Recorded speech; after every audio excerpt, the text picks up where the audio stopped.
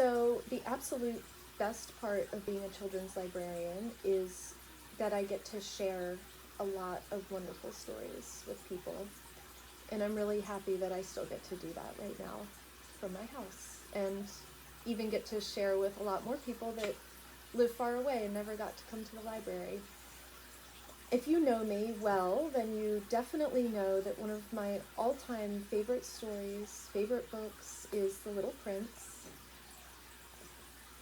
And you can see from this stack that I own a lot of copies of this book. It's, I think, the only book I own multiple copies of because I'm generally not a collector. It's written and illustrated by Antoine de Saint-Exupéry. It was published in 1943 in the middle of World War II. And over the past few weeks, I keep thinking about this book, and I've read it many times, and every time I read it, I feel like I understand something more about it and more about life and what's important and what's meaningful. This is the exact book that I first read for the first time when I was in 6th grade, and I still held on to it. I can see that there are passages that I underlined, which I felt were very important. This is a version that was published kind of recently, and it's in the library, and it's very special because there's color in the pictures, and it's very beautiful. This is a really fun version, and it's a graphic novel adaptation by Joanne Safar. If you know me really well, you'll know that I actually have a tattoo of this version of Little Prince right on my leg. And it's just really neat. If you ever get a chance to read this version, it's super fun. Let's see, we're gonna go, this one next is an old copy that materialized at the library. And I don't know who these people are, but it has a very wonderful inscription inside. It says, "You appreciate loveliness, so you'll love this," from somebody named Keith. And we don't know who he gave it to. Then there's this old version that was given to Robert John on his 6th birthday way back in 1962. We don't know who that is either, but I hope he enjoyed it. I read it to my kids when they were about 6. And finally, a very old friend who owns a bookstore in Boulder, Colorado, named Tom Peters. He owns the Beat Bookshop.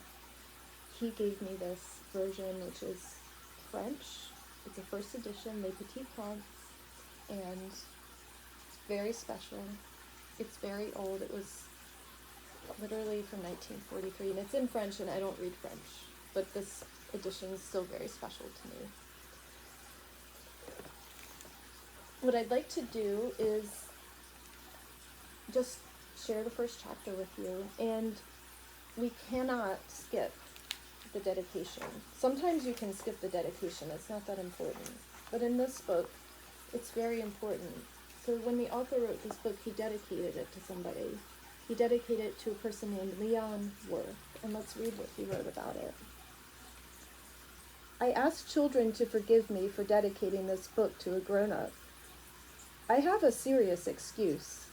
This grown-up is the best friend I have in the world. And I have another excuse. This grown-up can understand everything, even books for children. And I have a third excuse. He lives in France where he is hungry and cold. He needs to be comforted. If all these excuses are not enough, then I want to dedicate this book to the child whom this grown-up once was. All grown-ups were children first, but few of them remember it. So I correct my dedication to Leon Worth when he was a little boy.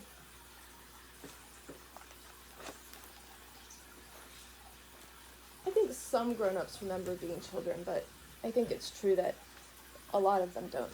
I definitely do. I had ups and downs being a child, for sure. So the pictures in this book are so wonderful, and they were drawn by the author. So let's take a good look. Somebody's being eaten by a snake. So the first chapter starts like this. Once when I was 6, I saw a magnificent picture in a book about the jungle called True Stories. It showed a boa constrictor swallowing a wild beast. Here's a copy of the picture.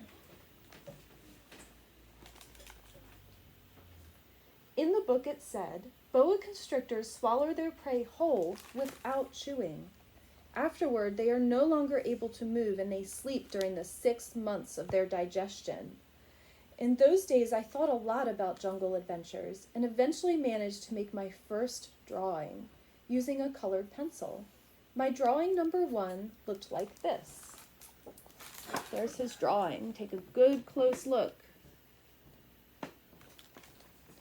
I showed the grown-ups my masterpiece and I asked them if my drawing scared them.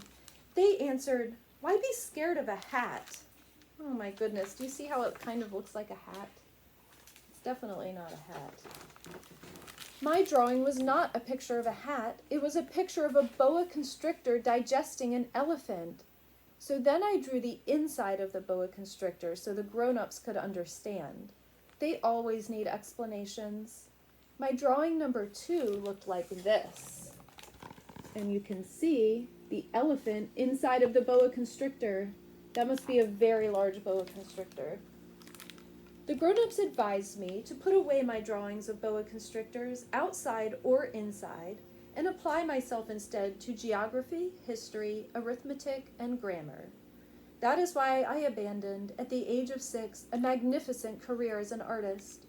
I had been discouraged by the failure of my drawing number 1 and of my drawing number 2. Grown-ups never understand anything by themselves, and it is exhausting for children to have to provide explanations over and over again. So then I had to choose another career, and I learned to pilot airplanes. I have flown almost everywhere in the world, and as a matter of fact, geography has been a big help to me. I could tell China from Arizona at first glance, which is very useful if you get lost during the night. So I have had, in the course of my life, lots of encounters with lots of serious people. I have spent lots of time with grown-ups. I have seen them at close range, which hasn't much improved my opinion of them. Whenever I encountered a grown-up who seemed to me at all enlightened, I would experiment on him with my drawing number 1, which I have always kept. Let's look at it again. That's drawing number 1.